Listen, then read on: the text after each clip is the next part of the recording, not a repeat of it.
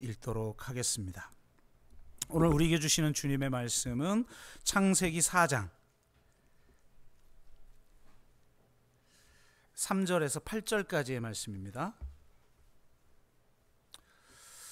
네, 찾으시는 동안 광고를 좀 드리자면 아무래도 이제 코로나 끝나고 나서도 이 대면 예배를 회복하지 못하시는 교인들이 좀 많이 계신 것 같아요. 그러니까 우리 셀장님들께서 한 분 한 분들 잘 점검을 하셔서 주일 예배에 오실 수 있는 분들은 되도록이면 오셔서 예배를 드리고 또 대면으로 서로 교제하고 그랬으면 좋겠습니다.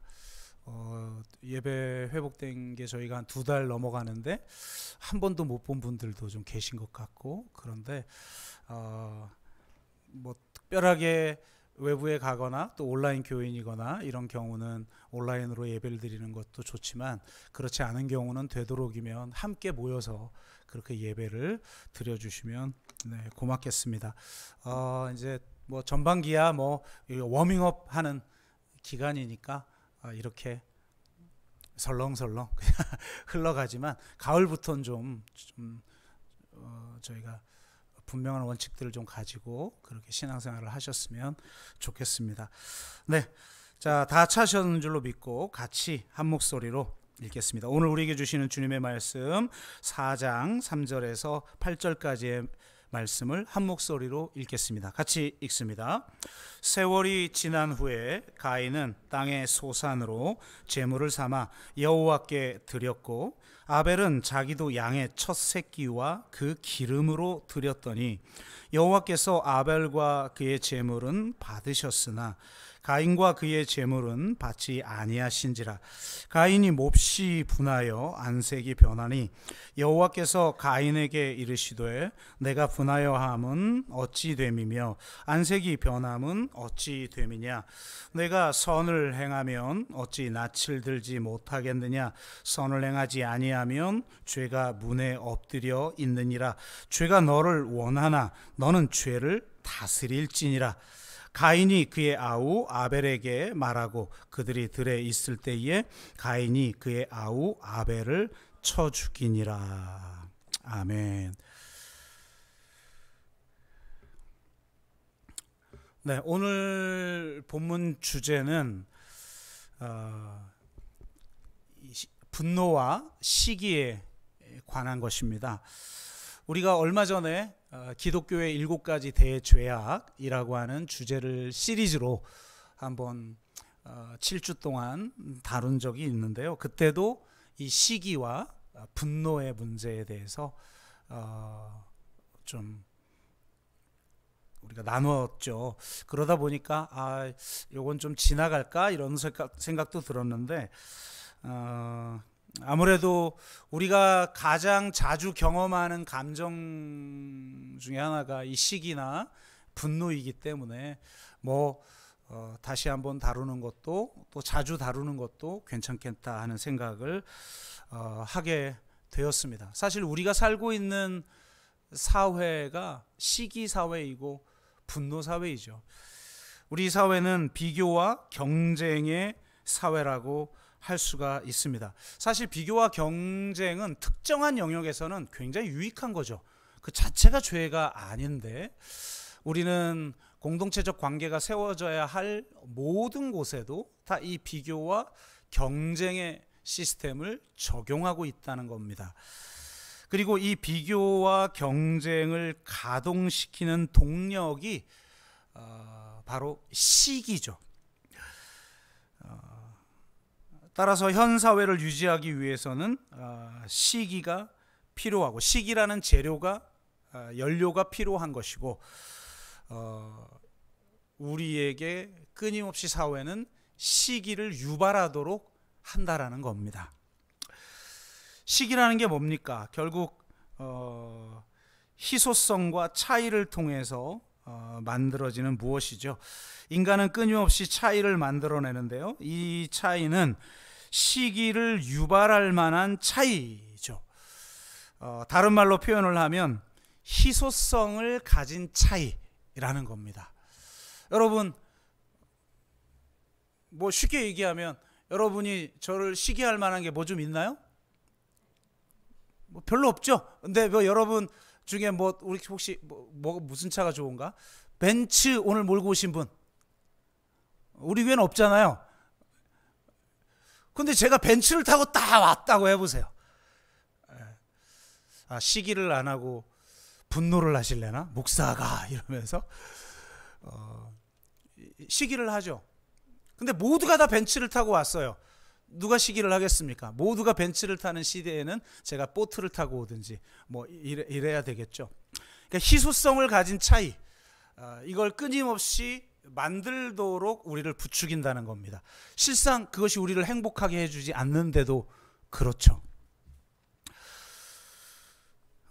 소스타인 베블레는 1899년에 유한 계급론이라는 책을 썼습니다. 이 책이 도리어 현대에 굉장히 유행을 하게 되었는데요. 최근에 유행하는 말 중에 하나가 이 베블렌 효과라고 하는 말이죠. 베블렌 효과는 소비재의 가격이 상승하는데도 오히려 수요가 증가하는 현상을 뜻합니다. 그러니까 여러분, 자본주의는 수요 공급 곡선에 의해서 지배된다. 시장이 보이지 않는 손이 그 수요 공급 곡선에 의해서 조절한다. 뭐 이렇게 얘기를 하잖아요. 사실 뭐 반은 맞고 반은 틀린 말이지만, 그런데 이 수요 공급 곡선에 어긋난다는 거예요. 가격이 비싸면 수요가 줄어야 되는데 도리어 수요가 는다는 거죠. 여러분, 대부분 명품이 이렇지 않습니까?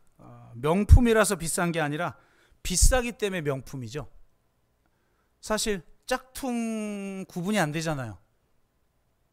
여러분 들고 다니는 10,000원짜리나 10,000원은 너무, 제가 세상 물정을 100,000원짜리나 꾸찌는 얼마인가요? 꾸찌밖에 몰라. 하여튼 가방 중에 유명한 가방이 뭔가요? 우린 다 몰라. 그러니까 별로 시기할 게 없어. 서로 감사합니다. 이런 공동체. 베블렌에 따르면 유한 계급의 과시적 소비는 최소 비용으로 최대 효과를 얻는 게 아니라 최대한의 지출을 통해 부를 과시하는 게 목적이라는 거예요. 아름답고 품질 좋은 보석이라도 값이 싸면 아무 쓸모가 없는 거죠. 품질과 무관하게 오로지 비싼 것만이 가치가 있는 겁니다. 값이 비쌀수록 수요도 늘어나죠. 이게 바로 명품의 경제학이라는 겁니다. 유한 계급은 일하지 않고 살 수 있다는 것을 과시하며 이는 사회적 존경을 얻는 방편이 됩니다. 사람들의 존경을 받고 이를 유지하려면 부와 실력을 소유하는 것만으로는 충분치 않아요. 그 부와 실력을 반드시 입증해야 하는데 증거가 있어야 존경을 받을 수 있기 때문입니다. 증거는 과시적 레저와 과시적 소비를 통해 입증되는데요. 과시적 레저는 시간을 낭비하는 것이고 과시적 소비는 돈을 낭비하는 것이죠. 그러니까 우리는 유한 계급이 아니기 때문에 시간도 모자라고 돈도 모자라고 각박하게 살아가고 주일날 예배 한번 드리는 것도 엄청난 일이 돼버렸죠. 우리는 유한 계급들이 아닌 거예요. 근데 문제는 바로 이 유한 계급의 기준이 사회의 기준이 되어 버린다는 거예요. 가난한 사람들은 그러한 사회의 기준을 내면화하여서 자신의 삶의 가치로 받아들이죠. 마르크스는 하층 계급의 혁명성을 이야기했지만 베블레는 하층 계급 사람들이 상층 계급을 선망한다는 거예요. 혁명성이 아니라 도리어 선망한다. 닮고 싶어 한다는 거예요. 모방하고 싶어 한다. 그리고 그런 사람이 되고 싶어 한다는 거예요. 왜? 그 부자들이 사회의 기준이 됐고 그 부자들의 그 기준을 우리는 다 내면화했기 때문에 실상 가난한 자들의 내면은 모두 부자의 것들이죠. 각 계급은 자신의 능력이 허락하는 한 자기보다 나은 지배계급의 생활 양식을 본받으려는 경향이 있어요. 그래서 저학력, 저소득, 고령층 유권자일수록 자기 이익과 반대되는데도 불구하고 유한계급의 속물주의와 물신숭배를 충실히 대변하는 기득권 정당을 지지한다는 거예요. 이게 매우 모순적인 것처럼 보이는 거죠. 왜? 내가 그 사람을 뽑으면 사실 나한테 이익이 아니거든요. 그런데 그 사람을 뽑아. 너무 이거 모순적이다라고 사람들은 말하는데 베블레는 그게 아니라는 거예요. 그게 자연스러운 현상이라는 거예요. 왜? 다 그들을 선망하고 그들을 닮고 싶어하고 모두 그들의 가치를 내면화했기 때문이라는 거예요. 결과적으로 이런 경향은 하위 계급으로 하여금 과거보다 생활 수준이 나아졌음에도 상대적으로 더욱 상실감을 느끼게 만든다는 겁니다. 그러니까 현대사회는 사실 절대적 빈곤은 대부분 해결했다고 하지만 사실 더 우리를 괴롭히는 건 상대적 빈곤이라는 것이죠. 이 상대적 빈곤이라는 건 바로 시기를 말하는 거예요. 현대사회에서 인간을 경제적으로 활동하게 하는 가장 중요한 동력은 저축이나 거래가 아니라 바로 시기라고 저자는 결론을 내립니다. 1899년에 출간한 책인데도 놀랍게도 현대사회의 작동 원리를 정확하게 보여줬다고 해서 도리어 최근의 유행인 책이죠. 그런데 문제는 이런 시기에 의해서 그 시기를 성취하는, 그 시기 안에 담겨진 그 욕망을 성취할 수 있는 사람은 소수라는 거예요. 그러니 다수는 예를 들어 지금 사회를 1% 대 99%의 사회라고 말하는 사람도 있고 좀 넓게 봐서 20%의 부자들과 80%의 가난한 자들의 사회다라고 이건 뭐 통계적으로 나온 거니까 여러분이 어떻게 느끼든 개인 심리와 상관없이 객관적 통계가 그런 거니까 이런 사회이니까 이렇게 구성된 사회 속에서 대부분의 사람들은 욕망의 좌절을 겪게 되고 그래서 대부분은 사실 분노를 품고 사는 거죠. 그래서 저도 뉴스를 보면 도대체 왜 이렇게 막 말도 안 되는 폭력들이, 왜 이렇게 묻지마 폭력들이 왜 이렇게 범람하는 것일까? 과거에는 아주 극악무도한 사람만 행했던 일들을 요즘 보통 사람들이, 일반 서민들이 행하고 있다는 말이에요. 그러니까 지금은 대다수의 사람들 안에 시기와 분노가 있는 사회다라는 거예요. 참 안타까운 일이죠. 그러므로 우리는 이런 사회의 영향을 듬뿍 받고 있기 때문에 바로 이 시기와 분노의 문제를 바로 알고 또 해결하여 도대체 하나님이 원하시는 삶이 무엇이고 하나님이 정말 우리가 갖고 살아가길 원하는 그 마음이 무엇인지를 바로 알아 정말 하나님이 축복으로 주시는 그 마음을 온전하게 누리고 또 실천하고 그런 공동체를, 그런 또 사회를 만들어 가기를 주의 이름으로 축복합니다.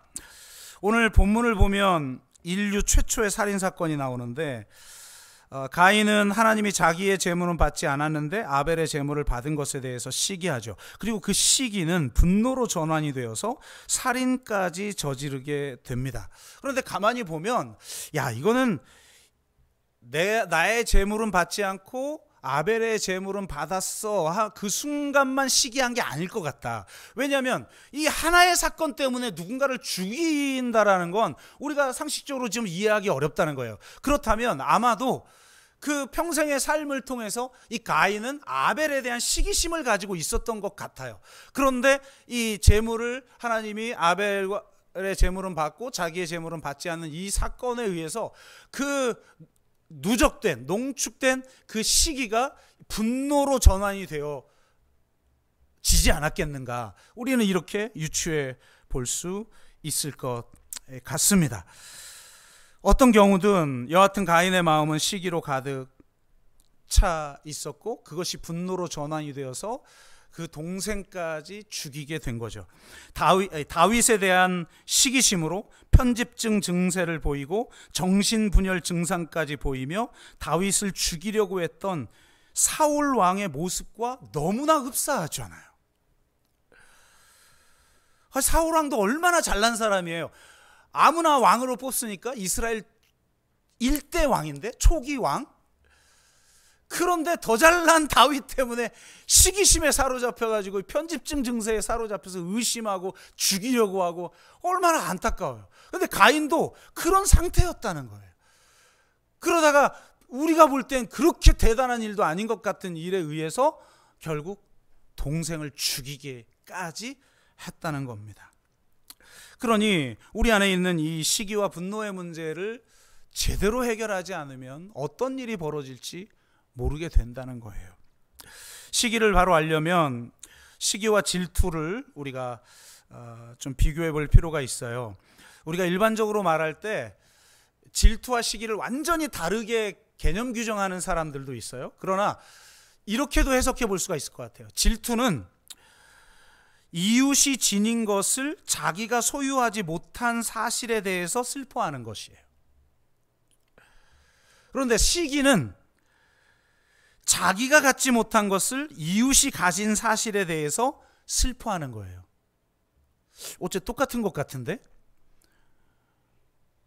똑같은 상황이죠. 나는 없고 상대는 있는 똑같은 상황인데, 질투는 상대에게 있는 게 나한테는 없네? 라는 것이고, 시기는 나한테는 없는데 상대에겐 있네? 라는 거예요. 무슨 말이냐? 강조점이 자기 자신에게 있거나 상대에게 있는 것의 차이라는 거예요. 여러분, 자기 자신에게 있을 땐 이게 뭐 대단한 어떤 문제를 많이 일으키진 않아요. 도리어 상대에겐 있는데 나에게 없으면 나도 있었으면 좋겠다. 그래서 열심히 노력하게 돼요. 자기 개발이 이루어지는 경우도 존재하죠. 그런데 시기는 없는 나 자신에 대해서 관심을 갖는 게 아니라 있는 상대에 대한 관심을 갖는 거예요. 그러니 사울처럼 왕으로 부름을 받았으면 왕의 직분을 제대로 감당하는데 에너지를 써도 모자랄 판에 엉뚱하게 다윗에 대해서 관심을 갖고 다윗에게 에너지를 다 썼고 결국 다윗을 죽이려고 쫓아다니다가 자신의 직분을 제대로 감당하지 못하는 그런 삶을 살아가는 거죠. 이게 정말 얼마나 우리가 안타까운 일입니까? 시기심은 상대의 우월함이나 장점을 낮게 평가하거나 상대 자체를 낮게 평가하게 만들어요. 사실 시기심을 극복하려면 타인의 우월성을 있는 그대로 인정해 줄 줄도 알아야 되는 거잖아요. 그런데 그렇게 못하는 거예요. 그러니까 인정해 주면 내가 지는 것 같거든요. 가뜩이나 나에게 없는 걸 가지고 있는데 상대가 그걸 가질만 하다라고 내가 인정하는 게 쉽지 않아요. 뒤집어서 이야기를 하면 그걸 인정하지 못하는 것은 곧 자기 자신을 지나치게 높게 평가하는 경향이 우리 안에 있기 때문이라는 거예요. 제가 창세기 강해하면서 인간 안에는 두 가지가 동시에 작동한다. 항상 교만과 자기 비하가, 이건 한 쌍이에요. 쌍. 교만한 사람 안에는 자기 비하가 있고 자기 비하를 가지고 있는 사람은 반드시 교만하게 돼 있어요.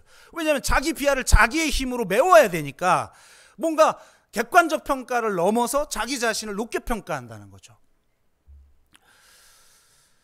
그래서 시기는 교만에 속한 죄라고 말할 수가 있는 거고요. 시기심은 상대의 장점을 부정하는 데 머물지 않아요. 상대의 우월함이나 이점을 상쇄할 만한 단점이나 허물을 찾아내고 그것을 부풀려요. 인간은 모두가 장점 단점 다 있죠. 그런데 상대를 깎아내리기 위해서는 그의 단점, 그것을 더 찾아내고 그것을 부풀리는 경향이 있다는 겁니다. 그것이 실제로는 시기심에서 나온 감정인데 겉으로는 누가 나가 시기심 때문에 난 그 인간이 미워라고 아무도 말을 하지 않죠. 그리고 그래서 주로 입에 담는 단어가 뭡니까? 평등, 정의, 이런 단어예요. 진짜 평등과 공평과 정의, 그걸 진짜 우리 그리스도인이 이루어야 되죠. 하나님의 정의를. 그런데 많은 우리의 일상적 삶 속에서는 실상 내가 입에 달고 있는 정의, 공평, 평등, 이런 말들은 자기의 시기심을 감추는 그런 무기가 되어 버린다는 거예요. 그래서 시기심이 많은 사람들 중에 사람들이 가진 특징 중에 하나가 바로 평등이라는, 정의라는 말을 자주 사용한다라는 거예요. 그러니까 현대사회의 가장 핫 이슈가 공정이잖아요. 공정. 그게 틀렸다는 게 아니라 그것도 형식적 공평이라는 수준의 공정이 모든 가치를 압도해 버리는 사회. 그만큼 사람들은 시기 속에 살아가고 있는 거죠. 분노는 그럼 어떤가? 분노는 뭐 전에 우리가 자세히 살펴봤으니까 간단하게 두 가지만 이야기를 하면, 자연스러운 어떤 분노가 있죠. 우리가 거절당할 때, 억울한 일을 당할 때, 자존심에 손상을 입었을 때, 혹은 무가치함을 누군가가 느끼게 만들 때 우리는 상처를 받게 되죠. 사실 이것 때문에 우리가 화를 낼 수도 있어요. 내가 선택해서 화를 낼 줄도 알아야 되는 거죠. 화를 낼 줄도 모른다라는 건 둘 중에 하나예요. 내가 정말 성자급 수준의 영성을 가졌거나 아니면 자아 정체감이 낮거나 그런 거죠. 그래서 타인에게 그런데 이 상처를 내면화시켜서 그 상처를 해결하지 못하고 그냥 자기 것으로 만들어 버리면, 이런 사람들은 방어 기제로서 분노를 선택하게 된다는 거죠. 그래서 아주 심각하지 않은 어떤 일에도 지나치게 화를 낸다는 거예요. 상대의 잘못을 굉장히 부풀리는 거죠. 내가 심각한 상처를 받았다는 거예요. 그래, 요즘 사람들이 상처도 굉장히 잘 받는 것 같아요. 지나치게 받아. 대충 받고 웃어 넘겨도 될 정도의 일을 아주 내가 지금 이 정도로 심각하게 화를 낼 정도로 상대가 잘못했어, 이 사회는 잘못됐어 라고 하는 감정들이 지배되고 있다는 겁니다. 이게 참 시기의 사회, 분노의 사회이기 때문에 그렇죠. 둘째로, 분노는 기대나 욕구가 좌절될 때 일어나는데, 분노는 다른 사람이 자신에게 충족해 주어야만 하는 무엇이 있다고 생각할 때 생겨난다는 거예요. 다른 사람이 자신에게 잘해 주어야 한다는 욕구와 기대를 갖고 있는데 그것이 무산되면 견딜 수 없는 분노가 폭발하는 거죠. 이런 기대는 통제 욕구와 함께 작동을 해요. 인생이 내 뜻대로 되어야 한다고 생각하는 사람들에게 분노가 많아요. 상대가 내 뜻대로 움직여주지 해야 한다고 생각하고 있는데 그러지 않으니까 분노가 되는 거죠. 여러분, 자녀들에게 왜 화가 나요? 분명히 자녀라면 이래야 되는데, 이게 도대체 내 이게 생각으로는 이게 도대체 받아들여지기가 어렵죠. 또 자녀들이 볼 땐 또 부모가 왜 이렇게 나를 열받게 해요? 요즘 젊은 시각으로 볼 때 부모들이 말도 안 되고 구리고 고리타분하고 그렇게 보이죠. 그런데 어떻게 그러지 않을 수 있나요? 자녀가, 그리고 부모가. 그냥 그럴 수밖에 없는 거예요. 요즘은 세대차가 점점 짧아지는데, 학년별로 나는데. 그런데 내 뜻대로 그렇게 되어야 한다라고만 생각하고 있으니까 그것이 좌절될 때 분노가 일어나는 거고, 그 분노를 통해서 상대를 위협함으로써 다른 사람을 통제하거나 제압하여 자신의 욕구와 기대를 충족시키려 한다는 겁니다. 분노는 상대가 고통당하는 모습을 보고 싶은 지속적이고 격하며 앙심에 찬 욕구라고 할 수가 있죠. 단순한 감정적 반작용 수준을 넘어서는 거예요. 분노는 우리가 화가 날 수도 있죠. 그런데 그게 분노로까지 그렇게 증폭된다라는 것은 결국 자신에게 고통을 준 사람이 벌받기를 바라는 욕망이며, 반격함으로써 고통받은 만큼 안갚음을, 사실은 그 이상, 인간은요 절대로 내가 받은 만큼 돌려주지 않아요. 그건 시원하지가 않아. 여러분, 그래서 하나님도 현명하신 거죠. 여러분, 율법의 보상법을 보세요. 잃은 것만큼 보상하게 돼 있나요? 아니죠. 다 배로 혹은 7배로 이런 식이에요. 그게 인간이니까. 그러니까 내가 만약에 보복하고 싶고 보복할 기회가 있으면 반드시 내가 당한 것 이상을 보복을 해야 돼요. 그래야 직성이 풀리는 게 인간이에요. 그래서 결국은 상대에게 더 많은 피해를 주게 되어 있다라는 겁니다. 자, 이처럼 시기를 가만히 놔두면 분노로 발전하게 되고, 분노는 형제까지도 죽이게끔 하는 맹렬한 힘을 가졌다는 거죠. 희생자를 덮치기 위해서 오늘 성경의 표현에 의하면 문 앞에서 엎드리고 있는 괴물과 같다는 거예요. 참 이 기가 막힌 말이죠. 그래서 이 시기와 분노의 감정이 막 일어나도록 부추기면서 죄를 범하도록. 여러분, 시기는 있을 수 있어요. 여러분, 분노도 있을 수 있어요. 그런데 그게 죄가 되도록 하는 게 문제라는 거예요. 그래서 하나님이 뭐라고 말합니까? 마치 우리를 죄 짓도록 만들기 위해서 지금 웅크리고 있는, 문 앞에 웅크리고 있는 괴물과 같은데 그 죄가 너를 원한다는 거예요. 그렇게 죄를 짓도록 만들기를 원하는데 너는 죄를 다스려야 한다. 여러분, 감정이 일어나는 것 일어날 수 있죠. 그런데 그것을 처리하는 책임은 우리에게 있는 거예요. 자기 자신에게 있는 거예요. 에베소서 4장 26절도 이렇게 말하죠. 분을 내어도 죄를 짓지 말며 해가 지도록 분을 품지 말라. 이렇게 말하고 있습니다. 그렇다면 죄를 다스리라고 말씀하시는데 어떻게 죄를 다스릴 수 있는 것인가? 오늘 본문에 맞춰서 우리가 같이 좀 나눠봅시다. 첫째는 지금 이 상황이 하나님 앞에 우리식으로 말하면 예배를 드리는 상황이잖아요. 예배를 드리고 제물을 바쳤는데 아벨의 제물은 받고 가인의 제물은 받지 않으신 거예요. 그래서 이제 분노가 일어나는 건데 이 사는 사실은 삶의 가장 핵심적인 영역을 지금 이야기하고 있는 건데요. 제물 자체보다 중요한 것은 그 사람 자신이라는 거예요. 하나님이 왜 가인의 제물은 받지 않고 아벨의 제물은 받으셨을까? 이게 중요한 거죠. 제물의 차이가 있기 때문에 물론 그렇습니다. 자, 보면 4절을 보면 아벨은 양의 첫 새끼와 그 기름을 드렸다고 말하고 있어요. 그런데 가인에겐 이런 표현이 없죠. 성경을 보면 첫 소생을 드린다는 건 굉장히 중요한 신앙적 행위예요. 출애굽기 13장에서도 초태생을 거룩히 구별하여 드리라 이렇게 말을 하고 있죠. 그러니까 정말 정성껏 초태생을 드린 거예요. 딱 초태생이 있을 그때에 예물을 드린 거죠. 그리고 기름을 드렸다는 건 값진 걸 드렸다는 표현입니다. 그런데 가인은 그냥 땅의 소산을 그냥 드렸어요. 초태생을 드린 게 아니라는 거죠. 그러니까 벌써 재물에도 차이가 있다. 그런데 보세요. 여러분, 재물에 왜 차이가 일어날까요? 많고 적음? 그렇지 않습니다. 제가 목회를 해보니까 결코 많고 적음의 문제가 아니에요.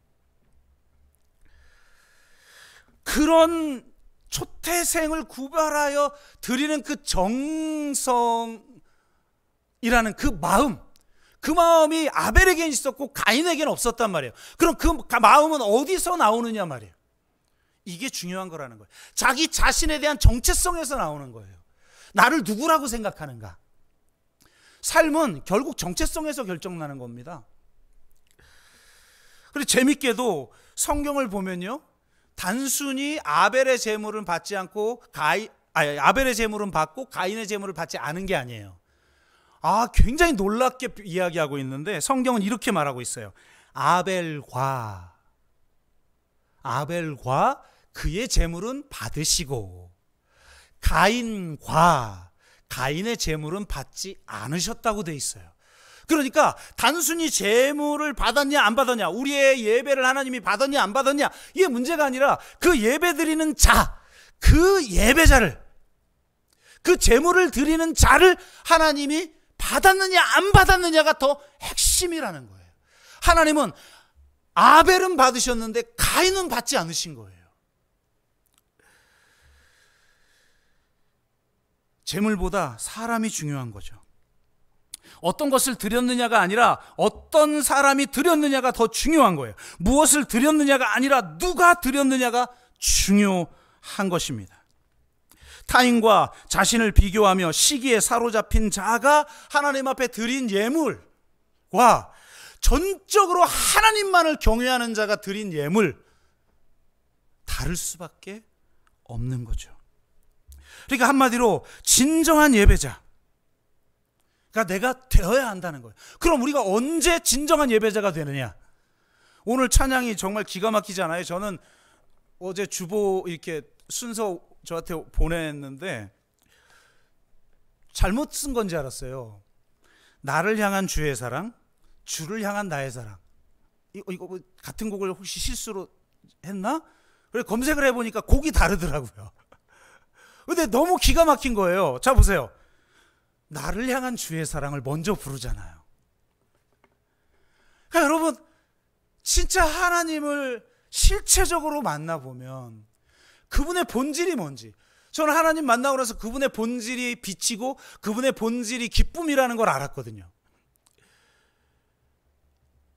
그분이 우리를 얼마나 사랑하시는지,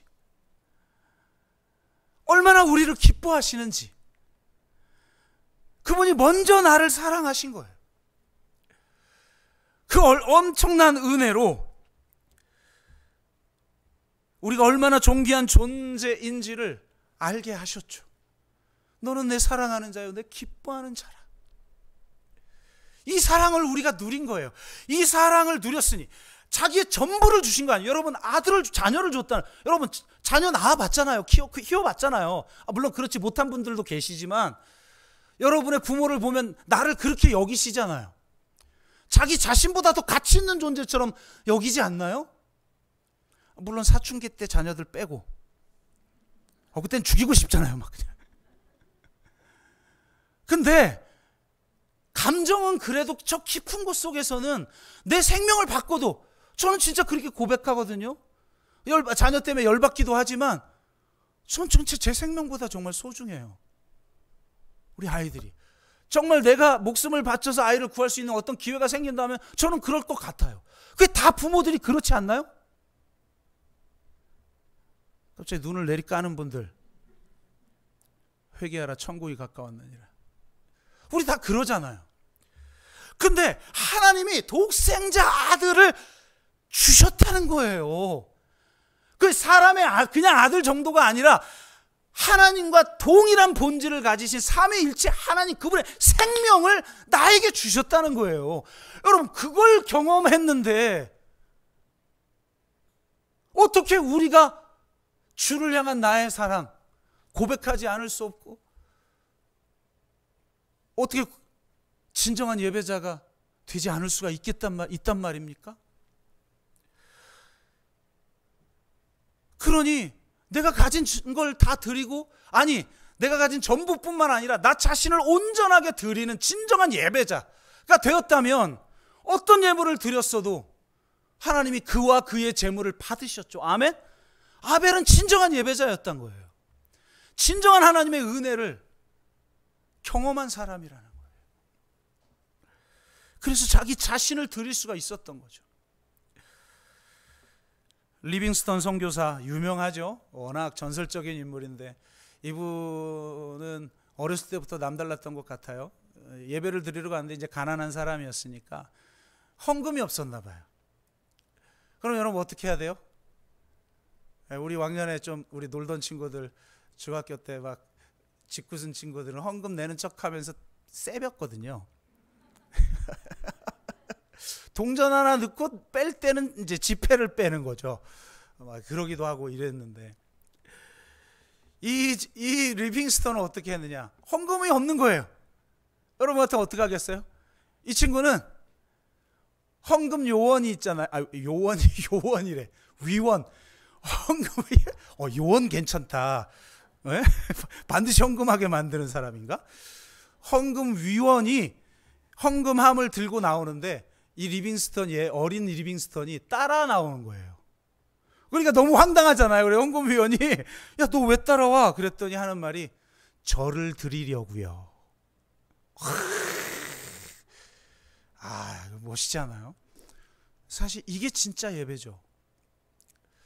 우리가 하나님의 은혜, 십자가의 은혜를 받은 자니까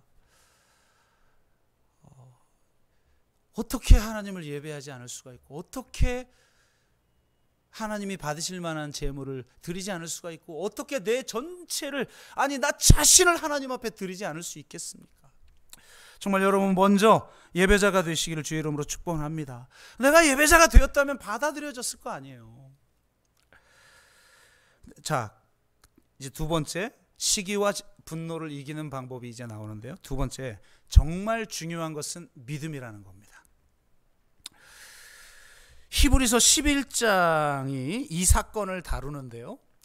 이렇게 표현을 하고 있어요. 11장 4절, 믿음으로 아벨은 가인보다 더 나은 제사를 드림으로, 그러니까 왜 받았겠어요? 더 나은 제사를 드렸다는 거예요. 더 나은 제사를 드림으로 의로운 자라는 증거를 얻었느니라. 자, 더 나은 제사를 드려서 의로운 자라고 인정을 받았는데, 그럼 더 나은 제사가 뭐냐? 믿음의 제사라는 거예요. 믿음으로 더 나은 제사를 드렸다는 거예요. 여러분, 기독교의 윤리와 이 세상의 윤리가 좀 다르죠. 이 세상의 윤리는 법에 저촉되지 않게 살아가는 거예요. 그런데 기독교는 더 들어가요. 더 근본적으로 들어가요. 로마서 14장 23절은 뭐라고 말하냐면, 믿음으로 나지 아니하는 것은 다 죄니라. 내가 선을 행하는 것 같아. 율법을 지키는 것 같아요. 그런데 믿음에서 나온 게 아니에요. 외식하여서 그 일을 하는 거예요. 그럼 그건 죄다. 겉으로 볼 땐 선인데 믿음의 차원에서 보면 죄라는 거예요. 아, 이게 무서운 거죠. 그러니까 죄는 무슨 내가 악한 일을 행하기도 전에 발생하는 것이요, 그것은 곧 믿음 없음이라는 거예요.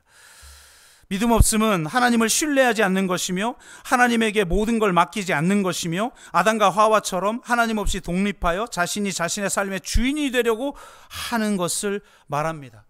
믿음의 사람은 그렇게 하지 않죠. 여러분, 믿음의 사람 중에 가장 대표적인 사람이 욥이에요. 하나님이 칭찬한 사람이니까, 하나님이 자랑하고 싶어서 그거 괜히 자랑해가지고 욥만 아주 그냥 개고생을 했는데 사단한테 자랑을 해버린 거니까. 근데 여러분 보세요. 하나님이 자랑할 만한 사람이라니.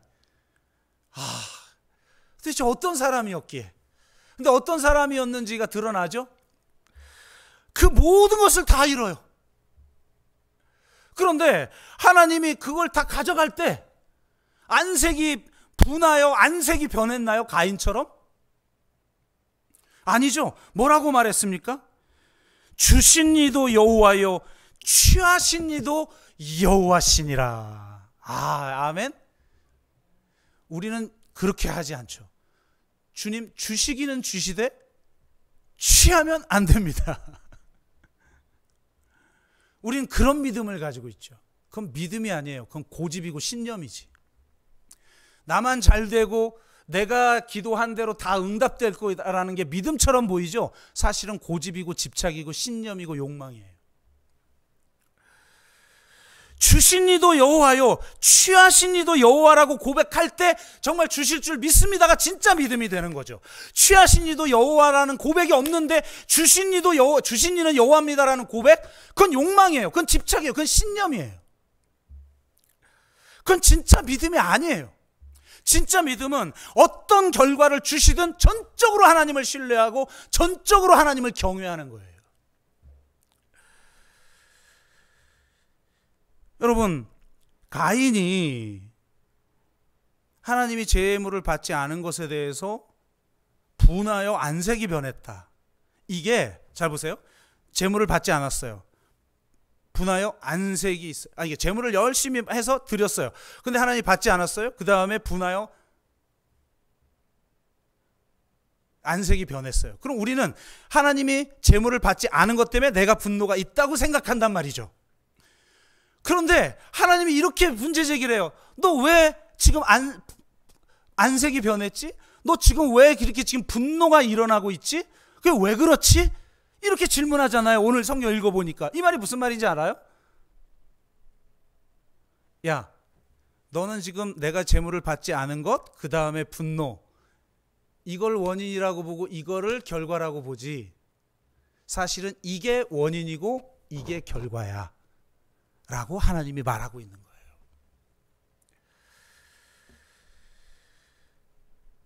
우리는 모든 결과가 자기 원하는 대로 이루어져야 된다고 생각을 하죠.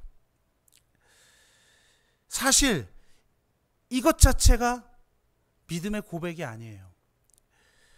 하나님은 너 왜 지금 분노하고 있지? 너 왜 안색이 변했지? 우리의 지금 화가 나 있는 그 태도를 지금 문제 삼고 있잖아요.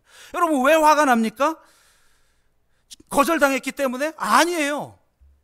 하나님에 대한 신뢰와 경외가 우리 가운데 없기 때문이에요.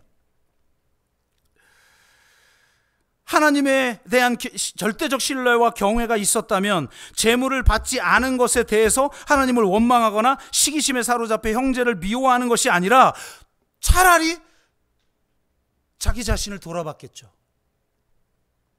아벨은 어떻게 예물을 드렸길래 도대체 하나님이 받으셨지? 라고 생각했겠죠. 하지만 그는 화를 냈습니다. 우리가 왜 이 분노의 문제가 심각한 문제냐면, 거절당할 때의 반응을 보면 그 사람의 진짜 신앙을 알 수가 있어요. 평소에는 알 수 없어요. 기도가 되는 대로 막 응답돼. 사실 초신자 때 응답이 더 잘 되잖아요. 요즘 여러분 기도했는데 막 응답돼요? 왜 이렇게 안 되는지 모르겠죠? 그거 그만 구하라는 거예요. 시잘데없는 거 구하지 말고 진짜 구해야 될 걸 구하라는 거예요. 진짜 너는 하나님을 절대적으로 신뢰하느냐? 진짜 하나님을 절대적으로 신뢰하고 그분만을 경외하는 사람은 결과와 싸우지 않아요. 어떤 결과이든지 그 결과를 통해서 하나님이 선한 일을 행하실 거라는 걸 믿어요.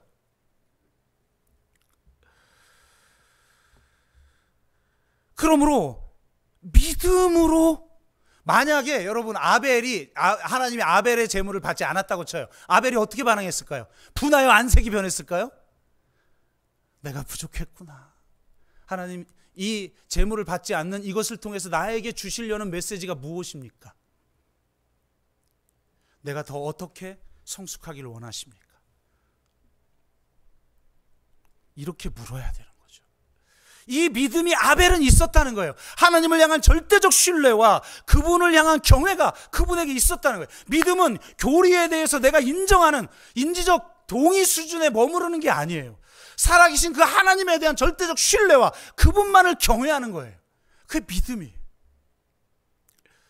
여러분, 이 믿음을 가지고 사시기를 주의 이름으로 축복합니다. 그리고 이 믿음이 나에게 없다면 주여 나에게 이 믿음 없는 나를 도와주소서 간구하세요. 하나님은 자격 없는 우리에게 주십니다.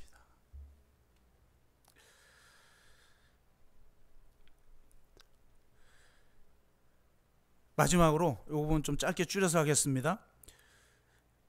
믿음의 차이는 결국 행함의 차이다. 제가 야고보서 강해하면서 뭐라고 말했습니까? 믿음과 행함은 분리되는 게 아니다.